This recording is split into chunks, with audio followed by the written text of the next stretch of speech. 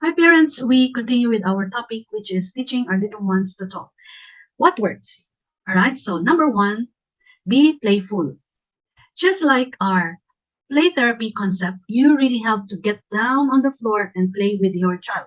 Until you put yourself in his world, you will not get much of a response to anything you try. So, you really move around with them, balancing the lead. If nakikita mo medyo aalis na siya sa paglalaro and he wants to do another thing, dapat you are ready to change the activity and get their attention again. You must be their favorite playmate so that they will look forward to playing with you. So, what works is play, play, play, and play. Next, be jolly. Are you a jolly person? You have to act excited and happy to be with them. Let them feel, let them know that you are interested to interact with them. This kind of attitude will entice the child who is not at all interacting to begin to respond. It will motivate them to want to sit and play with you. Look to them with twinkly eyes, happy eyes. Give them that sincere affection. But if you are not used to playing or play therapy, then try harder. You might want to video yourself and review it so you know how to do it better next time. And then it will come naturally for the long run. Promise. Be supportive. Support his ability to interact and facilitate his ability to respond all at the same time. This means that you need to say most of what you say to them in the same way they could actually respond. Example, your kid is nonverbal or that is basically quiet except for a grunt or a babble here and there. You generally are going to want to try to elicit sounds at first rather than words. Why? Because in babies whose language or our little ones' language is still developing in a more typical way, sounds precede true words. But this doesn't mean that you aren't going to continue to talk to them using the real words every day. Ibig sabihin lang that you are going to model and wait for sounds at least some of the time during the day rather than modeling and expecting words. And almost all nonverbal or quiet children begin to first imitate and produce these kinds of sounds before words are heard. So let's just support them. Okay? Let us not force them to say the words. Kung doon muna sila nag-uumpisa sa sounds, then better be supportive. All right? So if your child can say a few words of these kinds of sounds, try to expand to other sound effect words during play and daily routine. All right? Number 4, be consistent. Repetition is the mother of all skills. Just remember the neuroplasticity, right? Until your little one has said any word several times and truly learned it, he has to rehearse over and over again. For example, their new word is car. So you should play using cars and do activities with the car and let him say car, car, car all throughout the activity for him to master the word car. So be consistent. Number 5, be imitative.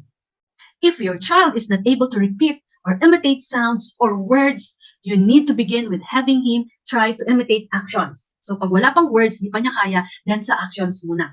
Okay? So as a parent, let's try to copy his actions and then wait for him to respond. Example lang, he slaps the tray on the high chair. So smack it back. If he holds a ball in each hand and bangs them together, you do the same.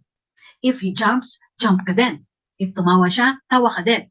Repeat, repeat, and repeat. Set aside several short times every day to imitate all of your child's vocalizations, even if he can't yet imitate yours.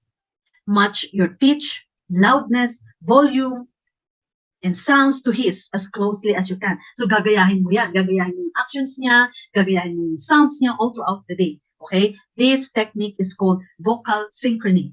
All right, so learning to imitate his is absolutely essential to learning to talk. And another way para magawa ito is to model words or sounds na narinig mo na sa kanya na sinasabi niya in order to teach him to imitate you. Next is be musical. Research tells that parents around the world use this kind of speech pattern with their young babies. Tama ba? Na-try nyo ito, especially nung talagang mga baby pa sila. We all raise our voices several octaves when speaking to them when they were newborn. This practice is still very effective for toddlers, hindi lang sa mga newborn babies, pwede na rin sa ating mga little one who aren't yet speaking. So again, research tells us it's because little brains like patterns and rhythmicity. Okay, so gusto nila itong mga musical tones. Alright? Be firm. When you are trying to set up a situation to entice a kid to talk, never ever ever give him all that he wants. For example, you are doing a puzzle. So don't give him all the pieces of everything at once. Okay? So don't place all the pieces of the puzzle on the floor. You can use a box or a Ziploc bag to put the pieces that are not being used first.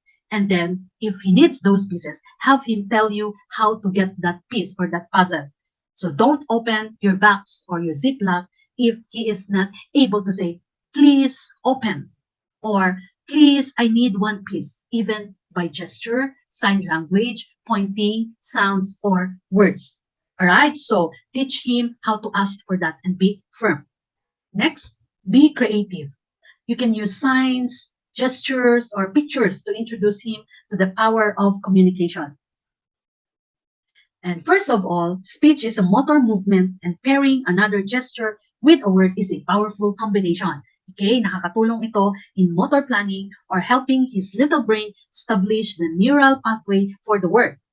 Secondly, it reduces the frustration level of everyone, lahat tayo in the family involved. Let's face it, with a late talker in the house, everyone is more than a little frustrated. Tama ba? Signing gives a way for your child to communicate his basic wants and needs in an acceptable way rather than the alternatives. Okay, like grunting, whining, screaming. So we might as well teach him to use sign language, body language, or gestures, pointing, and reaching. Okay, and we can also use the PECS. We have learned about PECS previously, and the picture exchange communication system. So be creative to get your little one learn how to talk to you, either by words, by sounds, by sign language, or by using the PECS. So just be creative in this part. There you go, parents.